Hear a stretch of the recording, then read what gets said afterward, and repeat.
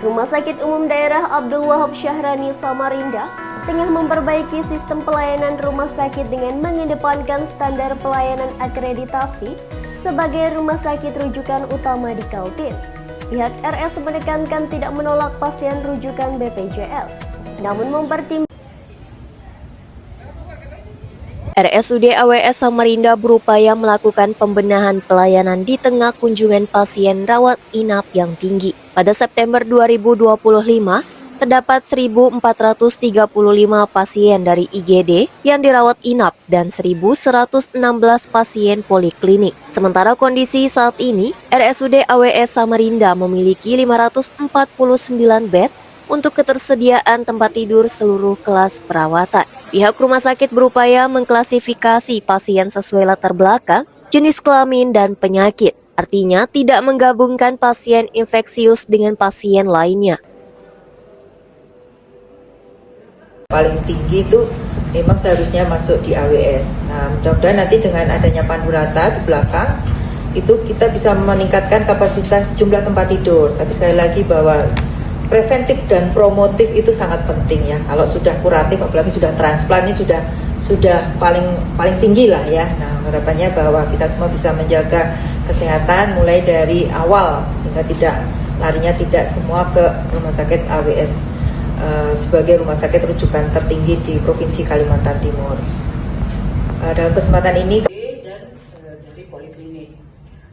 RSUD AWS Samarinda juga mengkhususkan ruang perawatan anak, wanita, dan laki-laki mengacu standar akreditasi rumah sakit. Manajemen RS juga mengevaluasi sistem pasien rujukan kepada kabupaten kota serta Dinas Kesehatan Kaltim, khususnya terkait kapasitas dan jadwal kedatangan sesuai tingkat urgensinya.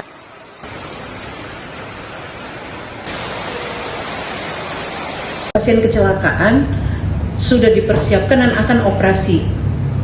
Tidak mungkin dong pasiennya sudah di IGD-nya kamar operasinya di lantai 3, kita dorong dulu. Kalau teman-teman lihat kan di ruang flamboyan, di mana-mana itu lebih dari setengah kilo. Dan akan diantar lagi kembali itu tidak mungkin. Jadi biasanya dipersiapkan sesuai prosedur, itu disiapkan di IGD.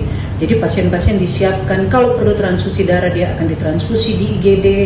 Kalau dia perlu tindakan-tindakan penunjang lainnya itu dilakukan di IGD. Nah, yang tadi saya sampaikan, pasien yang pulang tuh 86 orang. Ternyata pasien yang masuk tuh 86 orang. Yang keluar itu tidak sama. Kalau di IGD saat ini misalnya ada 20 pasien dan 15 diantaranya laki-laki, ternyata yang pulang itu adalah perempuan. Salah satu standar yang digunakan dalam perawatan pasien, kita tidak menggabungkan pasien laki-laki dan perempuan, sehingga itu juga menjadi masalah.